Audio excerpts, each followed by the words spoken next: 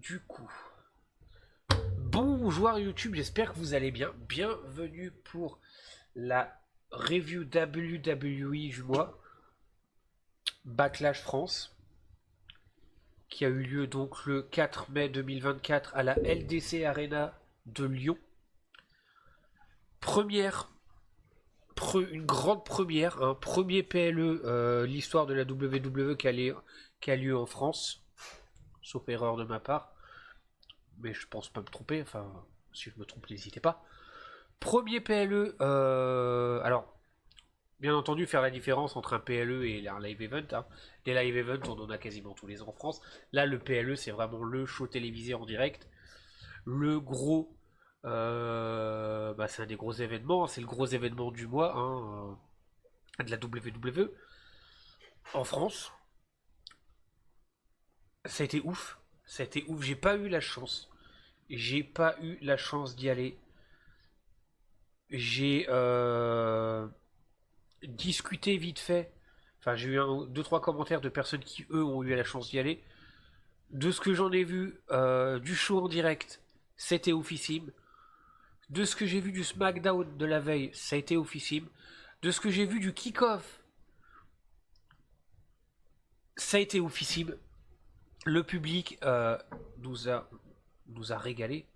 On est les boss du game, les Français, là. Euh, Forcément, qui dit premier PLE en France, dit beaucoup d'attentes. Les Français, ils étaient en mode, nous, on était, enfin, les gens présents là-bas, ils étaient un petit peu en mode, genre, on a quelque chose à prouver. Donc, en gueulant comme des malades, en donnant une légitimité en tant que fan, euh, hyper assidu, en mode, nous, on met de l'ambiance. On va montrer à la WWE que on n'est pas des guignols et que il faut revenir tout le temps, les gars. C'est bien, on a fait un essai, vous avez vu, hein, on a niqué le game. On a inventé des trucs. Les catcheurs, ils en revenaient pas. Maintenant, prenez-nous au sérieux et revenez, genre tous les ans, tu vois. Hein. C'est quand même je vais partir dans le clash direct. C'est comme un public qui est vachement plus intéressant que le public d'Arabie Saoudite qui passe son show à regarder leur téléphone. Ah, voilà. C'était ouf. C'était oufissime. C'est vraiment le show était bien. Le show était super bien. Maintenant, l'ambiance est encore mieux. L'ambiance était oufissime. Si jamais parmi vous, messieurs, dames, il y a des gens qui ont été sur place, qui ont eu la chance d'aller voir cet événement de malade, n'hésitez pas à laisser vos avis, à laisser vos impressions et un petit peu en discuter. Hein. C'est le but. Mais avec le recul, ouais, je me dis que j'aurais kiffé y aller maintenant. Ça avait un coût. Hein.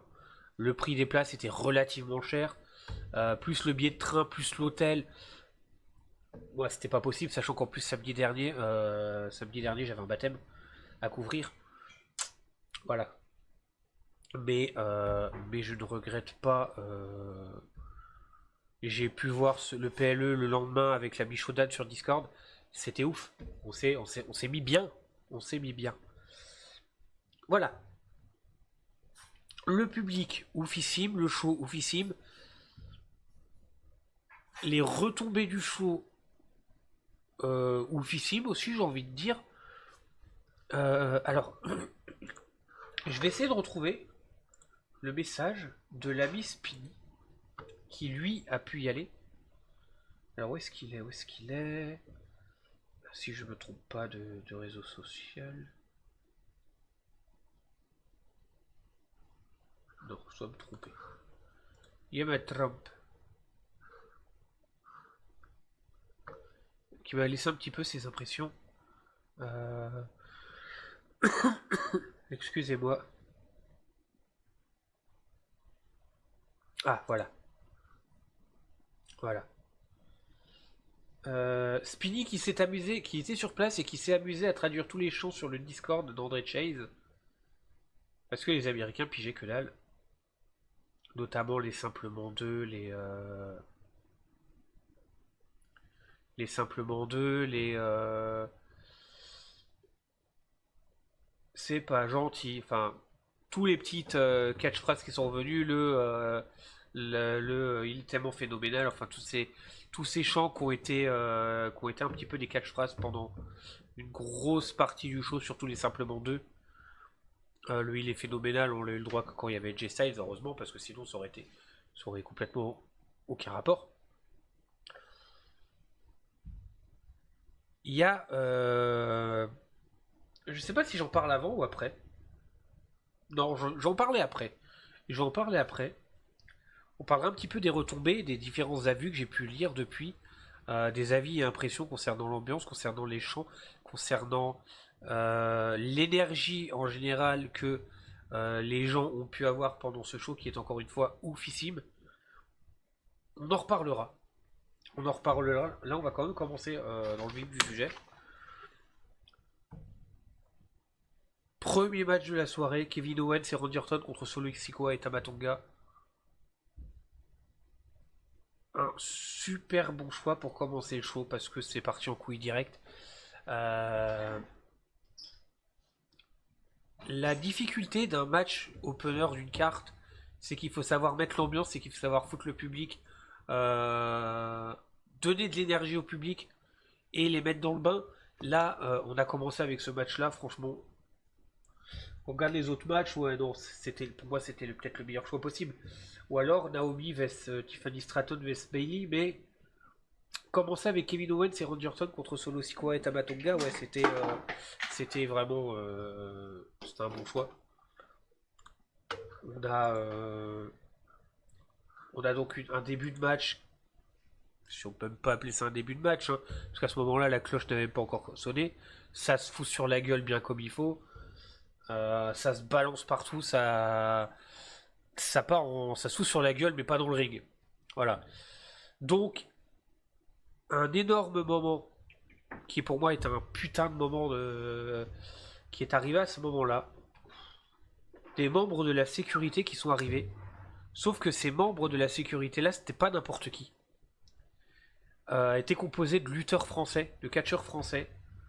Dans le lot, j'ai reconnu Tom Laroufa, j'ai reconnu Mike DiVecchio, j'ai reconnu A-Buck, Luca Di Leo,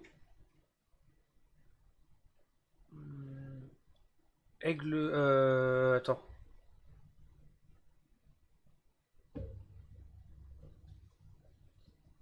J'aurais dû noter les noms parce que je suis un putain de poisson rouge. Je vais essayer de retrouver. Alors. Lutteur français, sécurité, backlash. Parce que j'aimerais pas en oublier. Et je suis sûr que j'en ai oublié.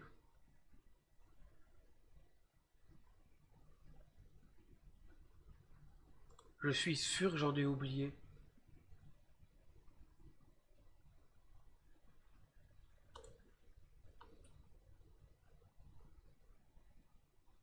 Je suis en train de regarder, hein. Non, il n'y a pas, c'est dommage. Aigle blanc, si je dis pas de conneries. Je suis en train d'essayer de me remémorer. Tom Laroufa, Miley Vecchio, Luca Di Leo, A-Buck, Aigle blanc.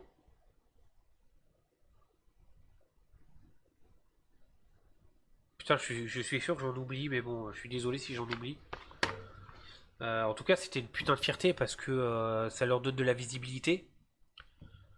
Est-ce que éventuellement ça peut pas leur permettre de dire, de glisser un petit mot, un petit CV, un petit CV, une petite vidéo de ce qu'ils peuvent être capables de faire à la WWE? Ça peut éventuellement créer des opportunités, ce serait magnifique. En tout cas, c'était bien de voir les lutteurs français comme ça mis en avant, c'est cool. Donc à la suite de ça, à la suite de ce moment qui était déjà eu juste oufissime, t'as donc Nick Aldis qui arrive et qui dit écoutez les gars, vous voulez vous foutre sur la gueule, lâchez-vous. Voilà, qu'il a dit avec ce petit accent. Comme on dit en France, lâchez-vous. Ah, faites-vous plaisir mes couillasses, foutez-vous bien sur la gueule. Hein. De toute façon, Vous voulez vous foutre. De toute façon, la sécurité vient, vous allez foutre sur la gueule la sécurité. Donc, on va laisser cette pauvre sécurité tranquille. Vous allez vous foutre sur la gueule. Putain, tu m'as fait peur. Et on transforme ça en street fight. Foutez-vous sur la gueule, y a pas de problème. Hein. Après, tout, on est là pour se faire plaisir. Allez-y, marravez-vous bien la gueule. T'aimes pas quand je me m'accommode en fait. Si, mais c'est que ça m'a surpris. Et du coup, je sais plus où j'en étais. Bah, dans le bordel. Dans le bordel le plus total, donc ça s'est foutu sur la Je gueule. sais qu'il leur avait dit allez-y, Oui. mettez-vous sur la gueule. Le match, donc, devient donc un street fight. Euh, et ça rend encore plus ce choix-là pour débuter le show crédible parce qu'on commence avec ça se fout sur la gueule. On voit des lutteurs français, donc moi ça m'a fait plaisir. Et il se dit ah, foutez-vous sur la gueule. Donc ça commence en street fight, ça se barre dans tous les sens, ça se fout sur la gueule, ça se balance. Ça se balance des objets à la gueule, c'est tout ce qu'il faut. On a un splash de Kevin Owens sur Tamatonga à travers une table, magnifique. On a un Samoan Drop de Solo Sikoa sur Orton à travers une table. On a un Brainbuster de Kevin Owens sur Tamatonga à travers 4 chaises, c'est-à-dire qu'il s'est fait une espèce de matelas en forme de. Il s'est fait une construction style matelas. Tu sais, genre quand t'es en soirée que tu veux pioncer, tu prends des chaises, tu te fais un espèce de matelas avec des chaises, tu mets des chaises, tant pis 3-4 chaises. Et il a fait ça, il a chopé des chaises, il a mis 4 chaises, je te mets à travers la table. C'est magnifique. Enfin, sauf pour le dos du gars. Mais c'était bien. Et première surprise de la soirée, on se disait, écoutez, comment est-ce qu'on va introduire, titre, des nouveaux membres à la Bloodline. Bon, on va le faire là, on va y arriver. Bloodline manière, hein, intervention à la con. Tangaloa qui arrive et qui file un coup de main à Solo et Tama pour gagner le match. Et qui se finit avec un Samoan Spike de Solo Sikoa sur Kevin Owens. Et d'un Paul Heyman qui est en mode. Paul Heyman, il me fait limite de la peine parce que tu sais, il sait pas où se mettre. Il a le cul entre deux chaises, entre sa fidélité à la Bloodline et le fait que ça lui pète les couilles de voir Solo Sikoa reprendre les rênes du truc.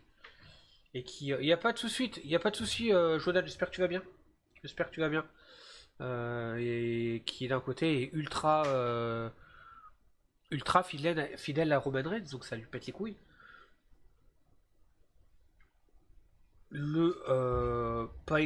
Pas énorme surprise pour le match. Moi personnellement, je pensais bien qu'ils allaient gagner parce que bien qu'Orton et Kevin Owens ce soit une équipe de Dream Team, Solo Sikoa qui vient de commencer à prendre les rênes entre guillemets de la Bloodline. Si dès le début il a un match un PLE, il perd direct, il va passer pour un con. C'est l'avis que j'ai, il va passer pour un gros con.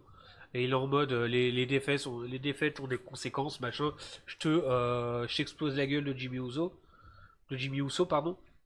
Je te reprends entre guillemets les rênes de la Bloodline. J'arrive, Tamatonga, tu viens, mon copain. Euh, on débute un nouvel arc narratif de la Bloodline avec Solo Sikoa en tant que chef tribal bis, on va dire. Parce qu'on sait pas du tout ce que ça va donner par rapport à Roman Reigns. J'imagine que Roman Reigns il va pas trop kiffer ça. Mais si on commence cette nouvelle trame narrative par directement il se prend une branlée, ça la fout mal. Ça la fout mal. Crédibiliser un petit peu Solo Sikoa, pour moi c'est ce qu'il y avait de mieux à faire. Ça solidifie son personnage de chef 2.0 de la Bloodline. Et ça décrédibilise absolument pas Randy Orton et Kevin Owens parce que la victoire elle est bitée. Comme la victoire elle est bitée, tu te dis bon voilà, hein, les ils gagnent avec une intervention. Là le délire c'est qu'on va se retrouver à du 3 contre 2 si la rivalité continue entre Bloodline et Orton KO. Donc il va falloir trouver un troisième copain pour équilibrer le truc. Qui est-ce qui pourrait se mettre avec Orton et Kevin Owens pour. Alors, Jimmy Uso et qui est blessé. Mais même, je le vois pas dire bon, allez, les copains, je vous ai foutu sur la gueule pendant des années. Maintenant, bon, je deviens gentil d'un coup. C'est pas très crédible. Donc à voir ce que ça va donner. On verra. Le match en lui-même était oufissime. C'était un bordel sans nom, c'était ça, c'est foutu sur la gueule. Bien comme il faut, c'est ça qui est cool. Moi, je fais partie des gens qui dès qu'il est arrivé, on dit Solo Sikoa, il a quelque chose. Moi, Solo Sikoa, il dégage quelque chose et il a quelque chose à faire. Donc, je suis assez séduit par cette nouvelle trame narrative de la Bloodline. Maintenant, on va voir ce que ça va donner. Ça a été très bien construit avec Roman Reigns, à mes yeux.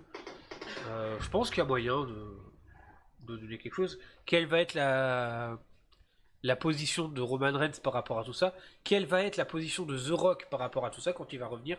Quelle va être la position également de Jimmy et de Jey Uso? Surtout que on a une scène quasiment après avec Jey Uso qui est pourquoi je dis Uso qui est en train de se préparer et on a les trois cocos qui arrivent. Donc Solo, Tama et Tonga qui arrivent, qui le regardent un petit peu genre comme une merde. Ça se toise un petit peu du regard et puis t'as quelque chose que j'ai trouvé vachement intéressant, le petit regard de Paul Heyman à Jey Uso qui était en mode limite il avait sa pancarte help, help s'il te plaît, je suis dans la merde ma couille, s'il te plaît viens m'aider. Donc est-ce que après ils sont pas dans le même roster, hein, Bloodline SmackDown, Jey Uso est à Raw, je sais pas ce que ça a donné, mais il y a quelque chose. Ils ont pas fait, je pense, cette scène-là par hasard. C'est peut-être pour commencer à teaser quelque chose, on verra. Moi je trouve ça cool. Je trouve ça cool. Je trouve ça vraiment sympa de se dire on plante déjà les graines d'une future implication de Jey Uso là-dedans. Moi je trouve ça bien.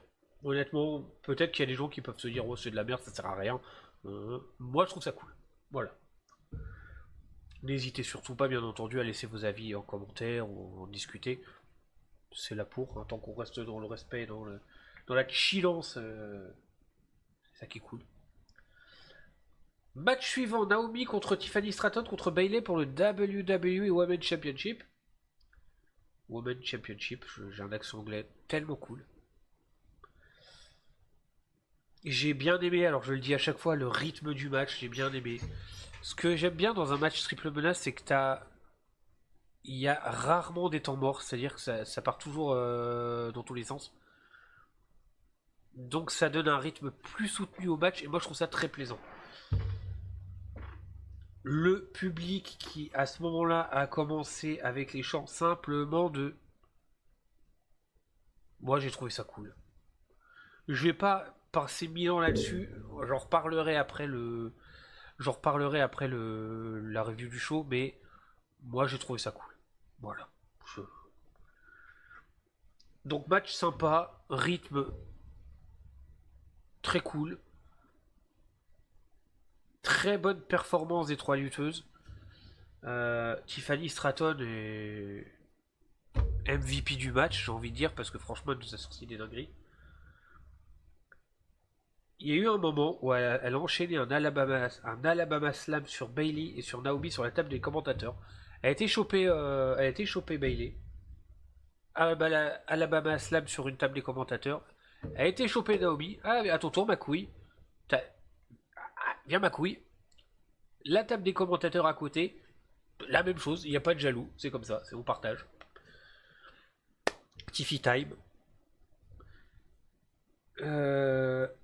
Alors, la fin du match, avec un espèce de petit paquet retourné. Sur le coup, je me suis dit, c'est un peu décevant. C'est pas ouf, ça fait un petit peu fin de match comme on aurait pu avoir lors d'un épisode de Raw. Mais après, je me suis dit, non. Je me suis dit, non, cette fin, elle est bien. Parce qu'on est dans un match triple menace. Le fait d'avoir une victoire comme ça, de Bayley, qui du coup conserve son titre avec ce petit paquet retourné qui ne fragilise personne. C'est-à-dire que c'est pas une victoire qui fait paraître la perdante faible. Petit paquet, c'est un petit peu la victoire à la con. Donc, aucune des 3 lutteuses ne paraît décrédibilisée, ce qui permet de, quelle que soit la future challengeuse, si c'est toujours dans ce trio-là, reste crédible. Et ça, c'est bien. Ça, c'est bien. Peut-être qu'on peut se diriger vers un Bayley Naomi, ou peut-être qu'on peut se diriger vers un Bayley Tiffany Stratton, parce que moi, je préférerais. J'ai Naomi, je suis pas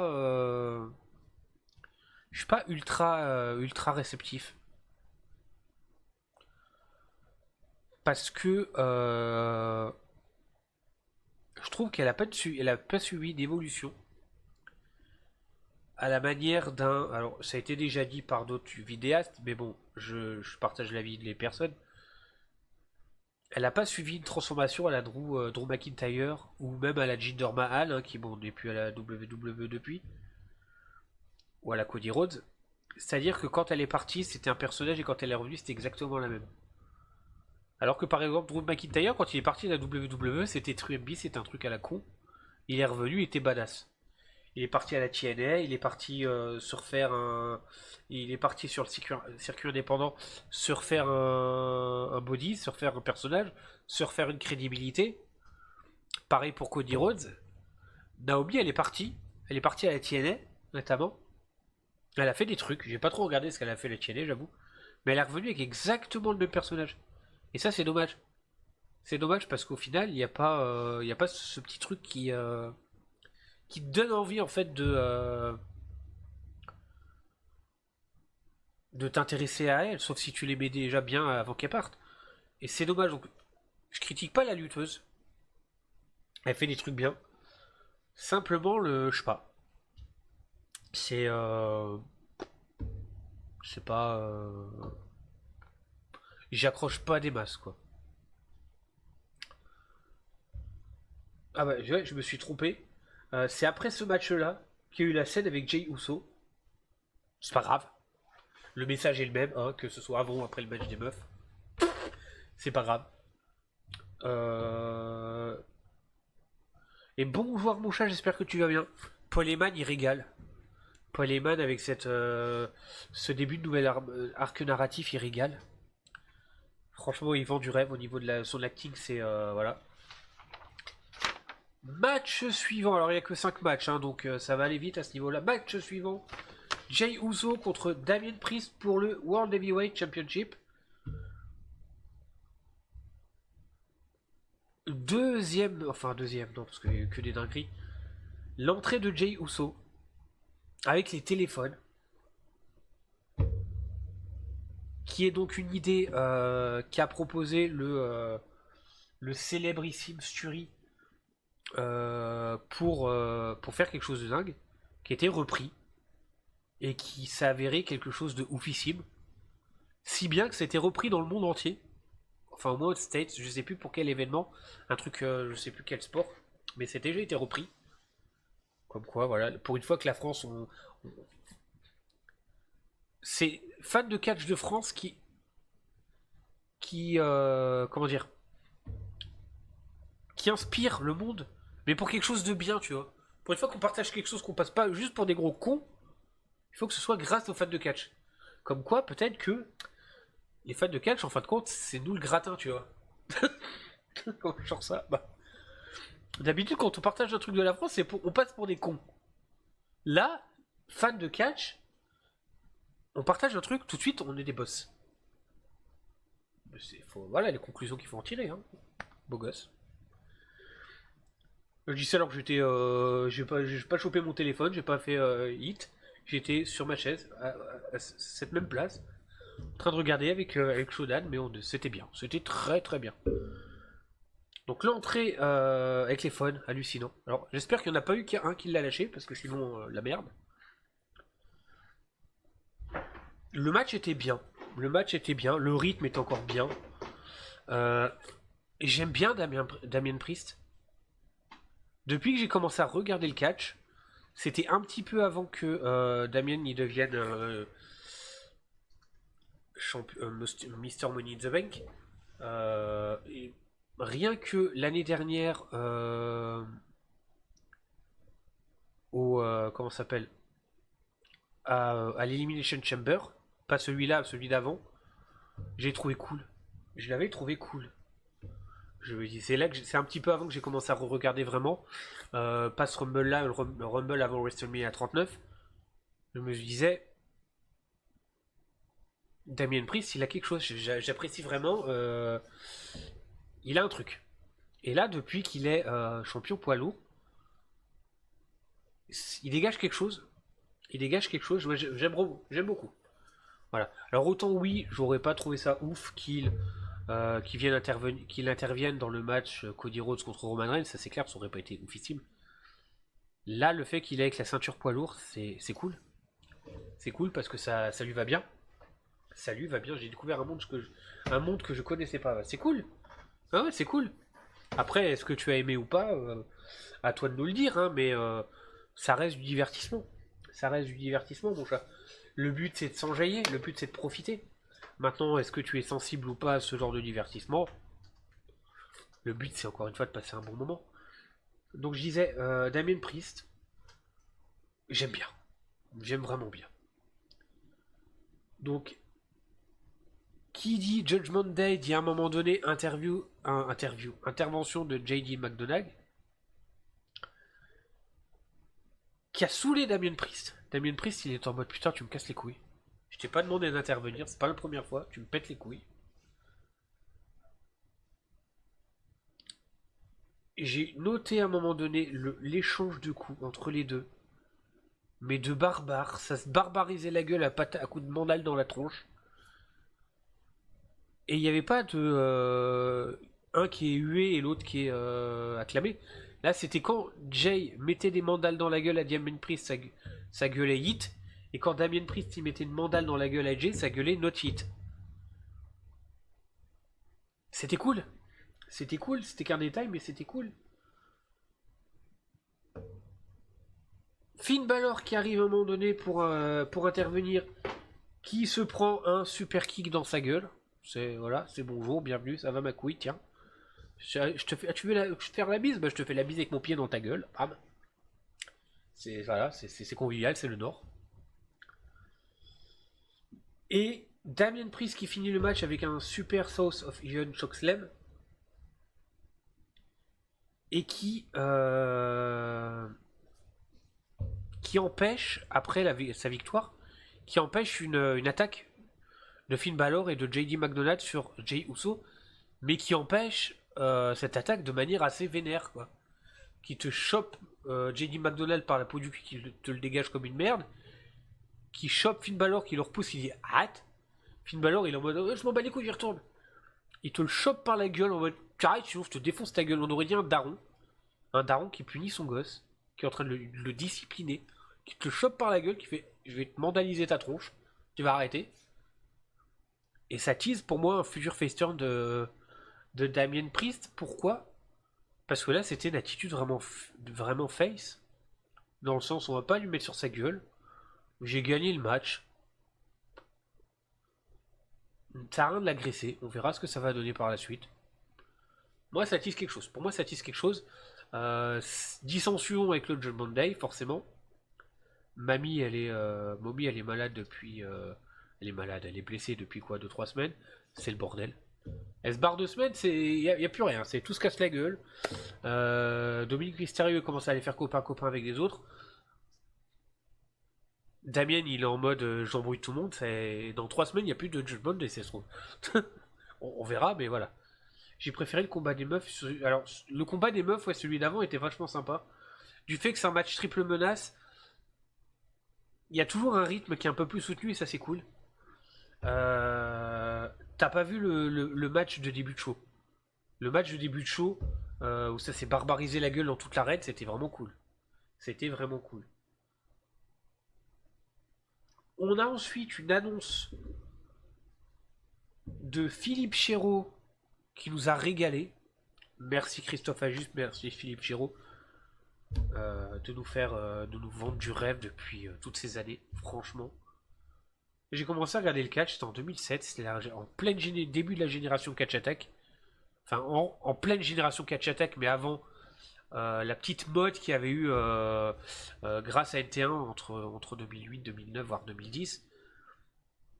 C'était déjà Christophe Ajus et Philippe Chéreau. Et j'ai connu le catch avec eux. Et pour moi, c'est vraiment le duo de commentateurs qui il me régale. Moi, vraiment, c'est. Le jour où ils vont prendre leur retraite, ça va être une putain de perte. Hein. Moi, je dis. C'est con, hein, mais ça peut paraître débile, hein, mais Christophe Ajus, Philippe Chéreau, Hall of Fame. Hein.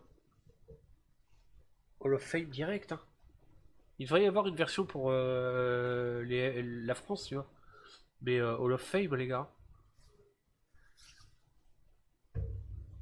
Donc Philippe annonce il y avait eu un record de recettes pour le SmackDown. Le SmackDown de la veille était le SmackDown le plus rentable de l'histoire des SmackDown.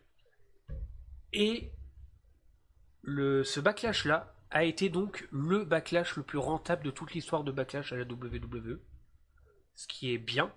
De battre des records comme ça en France, ça permet encore une fois de putain de crédibiliser la France en tant que public potentiel pour les PLE à l'avenir.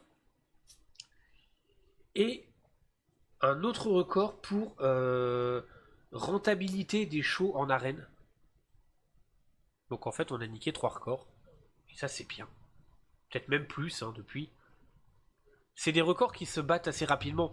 Donc ça se trouve, dans un mois, 2 mois, on n'a plus de record. On en a perdu un ou deux déjà. Mais la WWE va pas se dire c'était un truc pourri, il n'y a plus assez de monde. Voilà. Le fait qu'on a niqué des records donne de la crédibilité en tant que lieu à PLE. Et ça, c'est cool. Ça, c'est vraiment cool. Match suivant, les Kabuki Warriors avec Dakota Kai contre Bianca Belair et Jade Cargill. C'était... J'ai apprécié. J'attendais pas grand chose de ce match, honnêtement, j'attendais vraiment pas grand chose. C'était vraiment le match un petit peu osef pour moi. Et ben l'équipe Bianca Belair et Jade Cargill fonctionne bien. J'ai trouvé qu'elle fonctionnait bien. Le match est cool. Construction tag team classique, c'est-à-dire que Bianca Belair, à l'instant T, Jade Cargill, elle est construite un petit peu comme une Goldberg meuf. C'est genre la meuf qui démonte tout le monde. Qui a une construction de Terminator meuf. C'est-à-dire que quand elle rentre sur le ring, elle défonce la gueule à tout le monde. Donc, pour bien construire un truc comme ça, il faut que quand il faut un match tag team, elle rentre que à la fin. Donc, construction classique, hein, Bianca Belair qui subit un bon moment dans le match, pour faire saliver les gens sur c'est quand que, enfin, Jade Cargill elle va rentrer sur le ring pour casser les gueules à tout le monde. Ça fonctionne. Ça donne par contre lieu à quelques moments un peu moins rythmés. C'est pas non plus lent et chiant, ça va. À un moment donné, j'ai pas compris. L'arbitre, il nous a fait un botch, ou je ne sais quoi. Kairi Sen qui tente un tombé. Et l'arbitre, il fait non, mais c'est pas toi la meuf légale. C'est genre Asuka la meuf légale. Alors que non. Et 2 secondes après, on a Kairi Sen qui va faire le changement à Asuka. Asuka, elle rentre dans le ring, et là, Asuka, elle est la meuf légale. Pourquoi, copain, il y a 2 minutes, t'as refusé le tombé? Et après, avec Shodan, on s'est dit peut-être que, en fait, à ce moment-là, Kairi Sen, elle s'est trompée. Elle était juste pas censée elle était pas censée tenter un tombé à ce moment-là. Donc l'arbitre, il a entre guillemets improvisé un truc. Parce que sinon, je vois que ça, parce que sinon c'était un peu bizarre. C'était un petit peu bizarre. C'était qu'un point de détail, on s'en bat les couilles. Et donc à la fin du match, on a forcément le changement qui se fait enfin.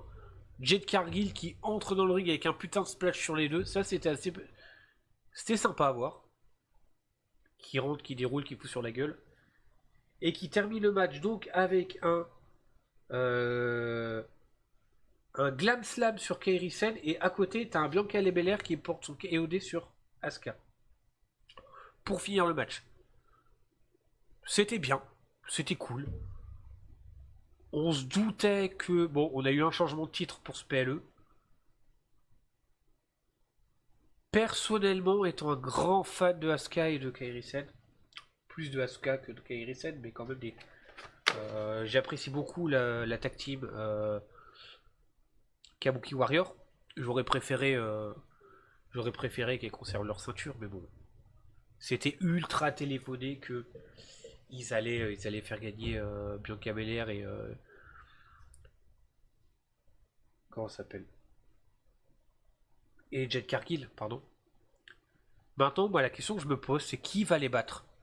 Est-ce qu'il va y avoir un changement de titre normal ou est-ce qu'on va avoir une des deux qui se retourne contre l'autre pour lancer la rivalité qu'on attend? C'est peut-être un peu tôt. Moi, j'aurais dit que c'est peut-être un peu tôt parce que moi, c'est un match que je verrais bien à Mania l'année prochaine. Jade Cargill contre Bianca Belair pour une ceinture éventuelle. Pourquoi pas? À voir. À voir ce que ça va donner. Mais bon, au moins, ça les occupe. Ça les occupe. Et ça permet d'avoir des championnes ultra crédibles. Donc, pour les battre, il va falloir aller builder des tag teams de meufs. Ça peut peut-être donner un petit second souffle à cette division tag team féminine qui est pas oufissime. À voir, pourquoi pas. Moi, je suis curieux. Voir ce que ça va donner.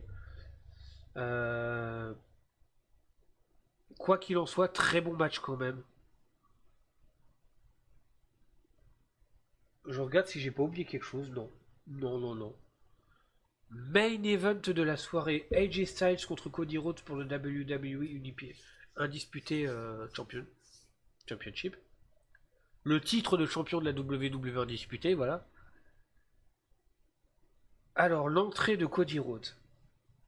L'entrée de Cody Rhodes. C'était un banger. L'entrée de Cody Rhodes était un banger.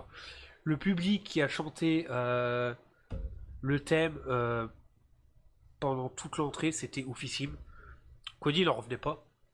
Cody, il en revenait pas et c'était bien, c'était beau. C'était beau. Les chants, il est vraiment phénoménal pour AJ Styles, hein, parce que AJ Styles, son surnom, c'est le phénoménal. Alors le public qui chantait, il est vraiment phénoménal. Hein. Je vais éviter de chanter trop longtemps, il va flotter pendant 3 semaines.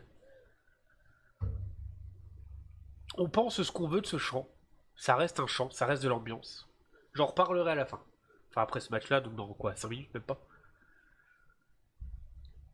La petite référence, oui j'ai noté la petite référence que Cody il a fait à Stardust, le petit trou et le petit... C'était symbolique. Hein. La dernière fois que Jay Styles s'est retrouvé dans le même ring, enfin était dans le même match que Cody Rhodes, c'était le fameux Royal Rumble où il y a eu si je dis pas de conneries, le début d'AJ Styles. Et à ce moment-là, Cody Rhodes était Stardust. Donc, est-ce que c'est un petit clin d'œil? Je sais pas. Mais ça reste cool à voir. Ça reste un petit easter egg. Ça reste un petit clin d'œil à la con. Très sympathique. Ça se regarde. Ça se... Voilà. J'ai noté la brainbuster de Jay Styles sur Cody Rhodes sur un coin du ring qui était monstrueuse. Et la powerbomb de Cody sur AJ Styles à travers la table des commentateurs. Hein.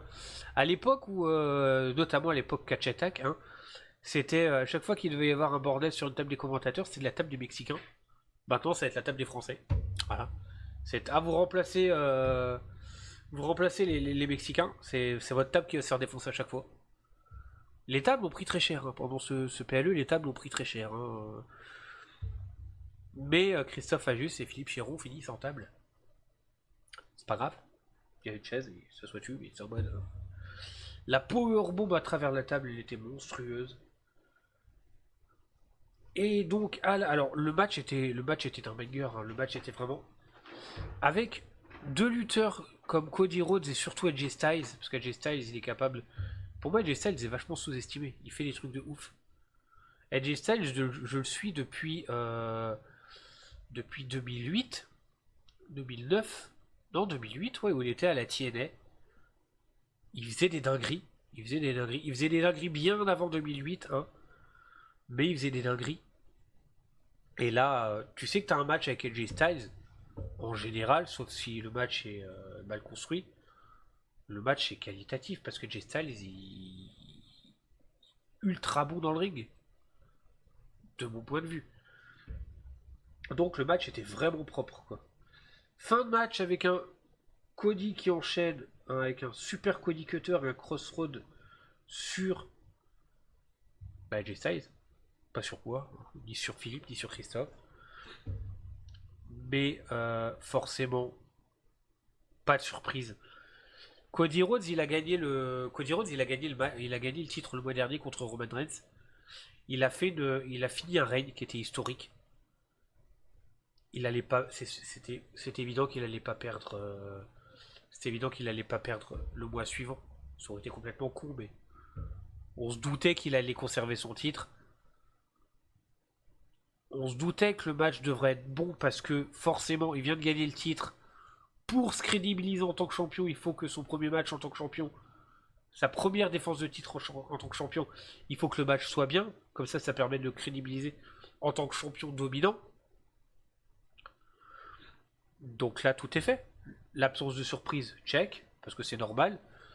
Match qui le crédibilise en tant que champion, check. Adversaire crédible pour qu'il ait l'air quand même d'un champion, pas qu'il se tape contre de la marde, check. C'est voilà, tout est bon. Tout est bon. Maintenant, on va voir ce qui va se passer pour la suite. Qui est-ce qui va se diriger vers la chasse au titre? Est-ce qu'on va rester sur AJ Styles? Est-ce que pourquoi pas se diriger vers un triple menace avec AJ Styles et LA Knight? Pourquoi pas? De toute façon, on verra, l'avenir nous le dira. J'ai noté la France a écrit l'histoire avec ce show, forcément. Premier PLE en France, ambiance oufissime, record battu. C'est pour moi c'est une note plus que positive pour la crédibilité du public français. Quant à savoir est-ce que la WWE va vouloir réorganiser par la suite des shows en France. Apparemment, Triple H il a reçu un message de Nick Khan et ça disait dans le message il est marqué stade. Voilà, ça veut tout dire. Si je vous dis France et si je vous dis stade. Tiens, je vais poser la question à Mimi. Mimi, si je te dis France et si je te dis stade. Stade de France. Voilà. Voilà. Donc, refaire un show comme ça dans le Stade de France. WrestleMania. SummerSlam. Survivor Series. Je sais pas. Pourquoi pas, hein, ce serait oufissime. Ce serait oufissime. J'ai envie de revenir maintenant. Alors c'est dommage, j'aurais bien aimé que Shodan soit là parce que il était avec moi pendant le show et j'aurais bien aimé en discuter avec lui. L'ambiance. L'ambiance. Moi je l'ai regardé pas en direct mais j'ai regardé le show. L'ambiance je l'ai trouvé oufissime. J'ai déjà été à des live events. Il y avait de l'ambiance. Et les gens ils gueulent des trucs. C'est normal. Les gens ils s'éclatent. Encore une fois, c'était le premier PLE en France. Donc les gens ils sont contents. Ils viennent pas pour. Les Américains, ils ont un PLE tous les mois. Les Américains ont un PLE tous les mois. Alors bon. Voilà. Forcément, pour eux c'est acté, c'est quelque chose de. Ils en ont un tous les mois. En France, c'était le premier. Donc c'est un putain d'événement. Donc les gens ils sont putain contents. Ils gueulent. C'est normal. C'est normal. Alors maintenant, il y a des gens. Forcément, t'as toujours des critiques, du pour, du contre, des gens qui aiment bien certains trucs, des gens qui aiment pas certains trucs. Il y a eu des chants, il y a eu des gens, il y a eu des critiques concernant les gens, les chants des fans Notamment le Simplement 2, le Il est tellement phénoménal. Comme quoi il y avait des abus, ça chantait tout le temps, ça gueulait tout le temps. Je comprends. Par exemple, à un moment donné, il chantait, notamment dans le match avec le match triple menace pour le titre féminin, ça chantait beaucoup Simplement 2. Ok. Simplement 2, c'est une catchphrase. C'est une catchphrase de Philippe Chéreau, qui existe euh, depuis au moins 2007, quand j'ai commencé à regarder le catch, il y avait déjà le Simplement 2. Il y aurait pu avoir un par-dessus la troisième corde, bon. Il y a eu Simplement 2. C'est une catchphrase, c'est un hommage. C'est pas juste on chante un truc pour avoir l'air pour passer pour des gogoles. Simplement 2, c'est un hommage, moi je pense, à Philippe Chéreau, à ce que Christophe Ajus et Philippe Chéreau ont apporté au catch en France. C'est un putain d'hommage. Et puis ça gueule. C'est bien que ça gueule. Le but du jeu, c'est de marquer les esprits pour que les Américains se disent le public français, avec eux on s'éclate, il faut revenir. On a battu des records avec le SmackDown, on a battu des records avec le Backlash, les billets se sont vendus, on s'est fait du fric, on s'est éclaté, il y avait de l'ambiance, les Français sont ouf, checklist, on revient. C'était le but. Si les fans n'avaient pas gueulé, ça aurait fait comme en Arabie Saoudite où les gens ils sont sur le téléphone comme ça pendant les matchs. Les lutteurs, les officiels, Triple H, seraient dit bon, c'est fait du fric, mais par contre, le public, c'est des cons. Donc, ça diminue la chance de revenir. Là, il y a eu toute la checklist de remplir.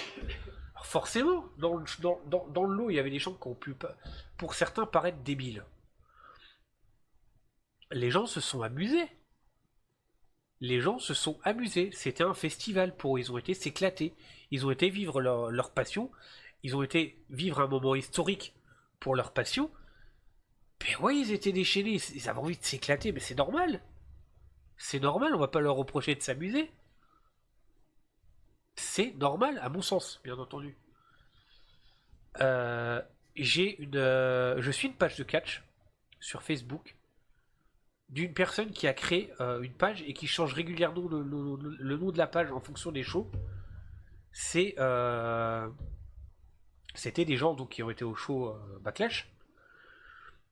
Avant, c'était une page pour les PLE. Enfin, plus ça va et plus les shows changent en France, la page s'adapte. Depuis que le PLE a eu lieu, les gens, ils ont des étoiles plein les yeux. Ils ont kiffé comme des gosses. Et c'est cool de se dire que ça a été l'événement de leur life pour certains. Voilà, c'est cool. Les gens se sont amusés, ils ont profité, ils ont célébré. Merci. Pourquoi tout de suite je pense aller dans la critique? Alors oui, il est simplement phénoménal, nanana. Il y en a qui trouvent ça très bof. AJ Styles, son nom c'est le phénoménal, AJ Styles.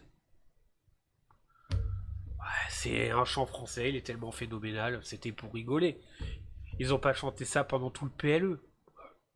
Pas te prendre la tête. Et encore une fois, ça a gueulé. LG Styles, il a kiffé. Il pouvait pas réagir en mode j'ai kiffé parce que son personnage de heal faisait que il pouvait pas faire genre oh vous êtes sympa les gars machin. Mais il a kiffé. Et c'est cool. C'est cool.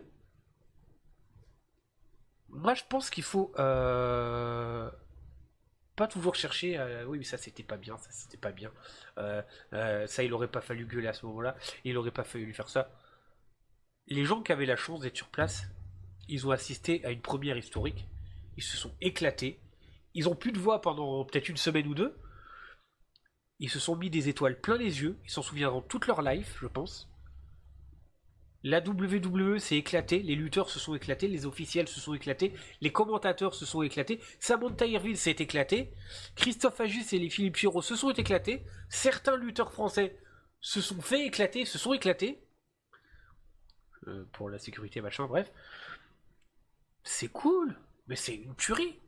C'est vraiment une putain de tuerie. Et moi je pense qu'il faut s'arrêter là. De dire oui, mais vous avez gueulé simplement deux pendant 3 heures.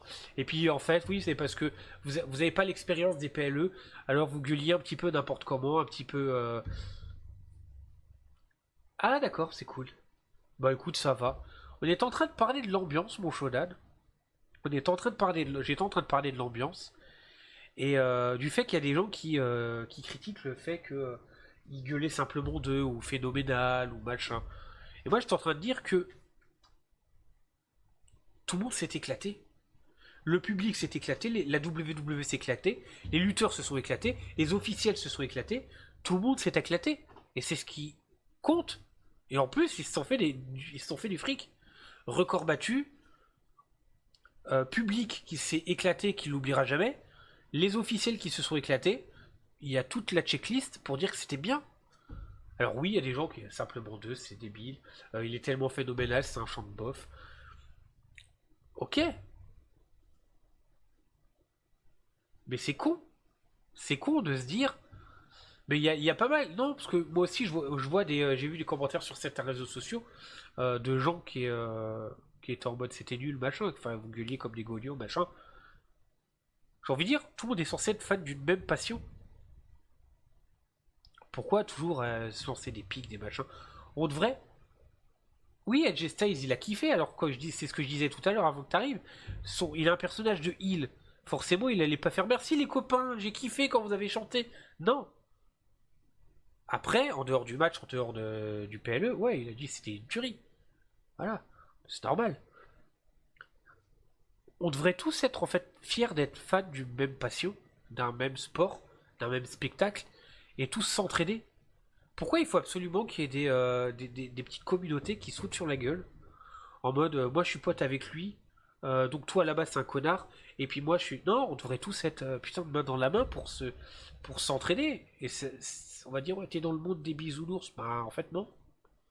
C'est pas difficile de juste s'entraider.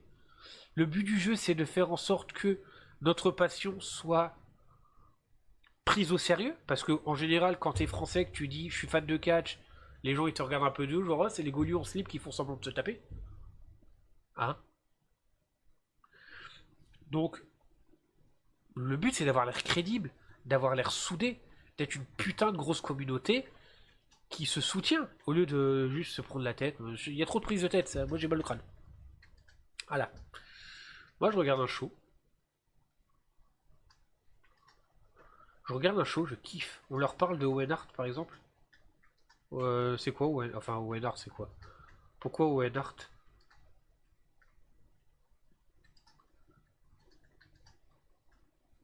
Ah oui, ah oui, ah oui, oui, oui, ouais. Ah bah, peut-être qu'il a fait semblant. Hein. Oui, oui, il est mort avec la chute qu'il a fait, c'était officiel, c'est aussi d'ailleurs. Mais bah, on en reparle. C'est quoi tu veux ils passent pour une sature là qu'ils ont pas de pantalon, mais c'est ce que tu dis à chaque fois.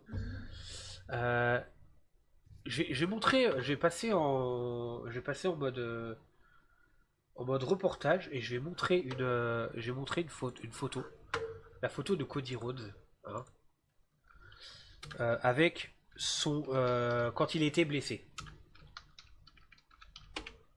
Juste pour, hein, vous allez voir si, voilà, vous allez voir si c'est du chiquet, hein. Alors je vais essayer d'entrer, voilà, voilà. Il y a 2 ans, le lutteur Cody Rhodes, qui est actuellement champion du monde, s'est fait une blessure au non non je sais, je vais le montrer après. S'est fait une blessure au pectoraux, une blessure pectorale. Il avait le pectoral tout violet. Et avec le pectoral tout violet, il a fait un match de quasiment une demi-heure, très brutal. Et à messieurs dames qui dites le catch c'est du fake, regardez ça.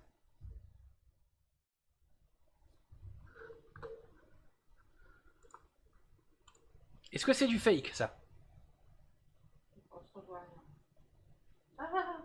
Est-ce que c'est du fake? J'ai mal à voir ça.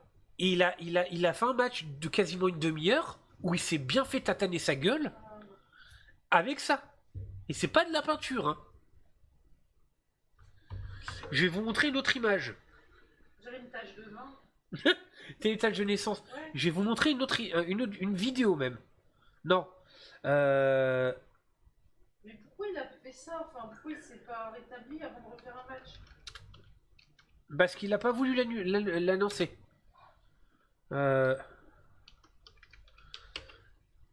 Alors non, c'est pas blessure, c'est blessure. Hein.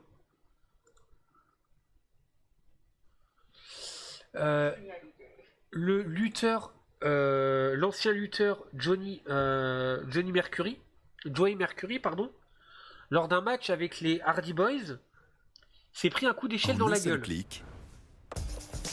S'est pris un coup d'échelle dans la gueule.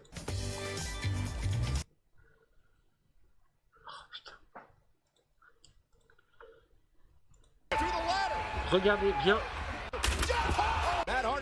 Regardez bien l'échelle dans sa gueule.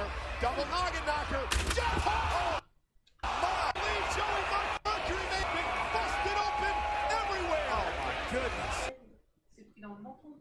Dans la gueule. Vous avez la gueule qu'il a? Ah, Ok. Maintenant.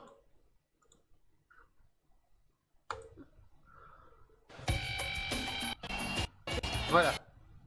Voilà la gueule qu'il avait après. la cicatrice qui le donne. Voilà. Donc, c'est du fake. Hein. Will Ospreay va se ricocher. Ah oui, oui, oui.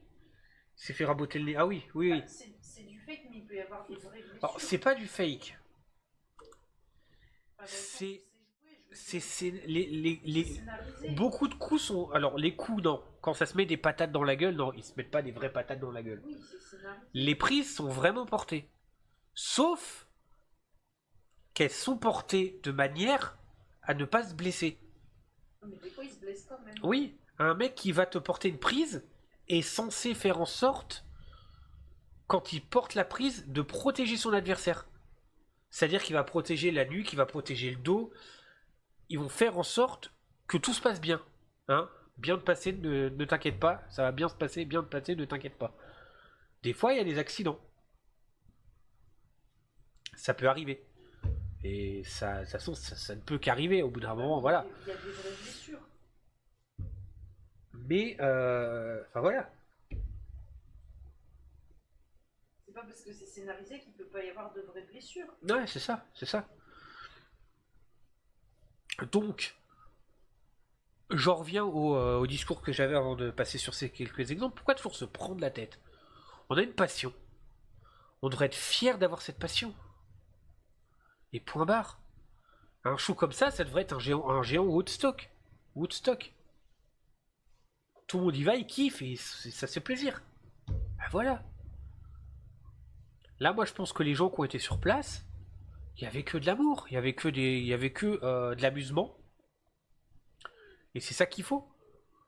Pourquoi après toujours venir mettre des oui mais ça c'est nul, oui mais ça c'est bien, oui mais ça et non, il y a eu un truc, c'était oufissime. Restons là-dessus, gardons le positif et n'essayons pas constamment de chercher la petite bête. Ça sert à rien. Ça sert à rien. C'est un mélange entre le sport et le cinéma. Voilà. Voilà. Il y a l'entraînement. Faut voir les qualités qu'ils ont, les qualités athlétiques qu'ils ont. Faut voir les entraînements qu'ils ont. Voilà, c'est fou. C'est scénarisé. De toute façon, c'est du sport spectacle. Ça reste du divertissement, ça reste du spectacle. Mais c'est du sport quand même. C'est du sport quand même. C'est pour ça qu'on me dit le catch, c'est du chiquet, c'est les gens qui font semblant de se battre. C'est le cliché sur 20, quoi, tu vois. Ça me fait penser à Mary Poppins quand elle dit chiquet. C'est dans ces cas-là, moi je suis désolé, hein, c'est juste des klebs qui courent à travers une balle, hein, qui sont payés des millions à courir après un ballon comme des cons. Là c'est chiqué, hein, parce que là il y a des trucages. Bon, si on part dans les clichés comme ça. Ah, tu parles de cette pratique toute pourrite et complètement pervertie qu'on appelle le football. Voilà. Si on commence à partir dans les clichés de merde, on peut y aller. Voilà. Voilà. Et la pétanque, c'est juste des gros, hein, qui jettent des boboles, hein, et qui sont tous bedonnants de ouf, et qui c'est des feignants. Voilà. Voilà. Le golf, c'est tous des bourges de merde comme Trump, hein, qui remuent leur petit cucu dégueulasse, hein, avec leur club de nez. Non mais voilà, si on part dans les clichés comme ça pourris, on peut y aller. Voilà. Et ceux qui regardent la natation, ils sont tous pédés. Hein. On va aller on va partir dans tous les clichés de merde. Voilà, c'est. Laissez juste les gens vivre leur passion et les gens qui ont la passion là, du catch, arrêtez de vouloir constamment vous embrouiller. Soyez fiers d'être fan de ça et kiffez. Même chose pour ceux qui ont la passion du Christ. Arrêtez de vous embrouiller. Voilà. Moi, par exemple, j'ai la passion pour le couscous. Et je fais la chasse au mammouth sans mammouth. C'est ça, voilà. Moi, j'ai une passion pour le couscous. Si t'as envie de mettre des boulettes, c'est bien. Si t'as envie de mettre des merguez dedans, c'est bien. Si t'as envie de mettre du poulet dedans, c'est bien. Je m'en bats les couilles. Bah voilà, c'est pareil. Voilà. T'as envie d'être couscous végétarien. Et bah tu prends un couscous végétarien, et c'est bon. Ils Voilà. vont nous emmerder, nous dire que c'est pas un vrai couscous. Quoi. Hein?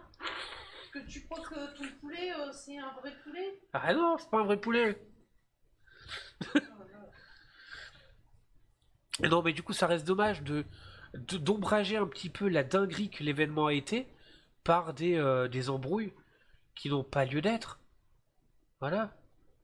C'est tout ce que j'avais à dire. Donc du coup, merci Lyon, merci la France, merci les gens qui ont été sur place, merci la WWE, merci Hunter, merci Christophe Agius et Philippe Chiraud, merci aux lutteurs français qui ont joué le jeu de faire partie des agents de sécurité, qui j'ai trouvé ça vraiment sympathique de les voir. Merci. Puis merci Shodan qui était avec moi à ce moment-là et qui m'a permis de passer un moment encore meilleur. Parce que Shodan, c'est la vie. Ouais. Oui, qui fait le chapeau à croix en disant Shodan, c'est la vie. Ouais. Bah, tu vas laisser un pouce bleu, tu vas partir comme ça. Et puis tu vas t'abonner, hein. Et puis tu vas t'abonner à Shodan, hein. Parce que Shodan, il est beau, hein, il est grosse bite. Ça m'inquiète que tu saches ça. Non, c'est lui qui le dit à chaque fois. Ah, oui. Moi, je sais pas, j'ai pas été voir. Hein. Mais, oh ouais. Mais pourquoi il n'y a pas le son? Pourquoi y a pas... Ah oui, c'est parce que je suis en mode gay. Non attends. Ah, il n'y a peut-être pas les commandes là-dessus. Ouais, c'est pas grave. Du coup, je pense on va se laisser là pour cette review. N'hésitez pas, messieurs, dames, dans les commentaires à débattre sur ce que vous avez pensé du show. Prenez soin de vous, c'est super important, je le dirai jamais assez. Je vous donne rendez-vous le mois prochain pour le prochain PLE. Des bisous YouTube, des bisous mes couillasses. Bisous. Bisous YouTube.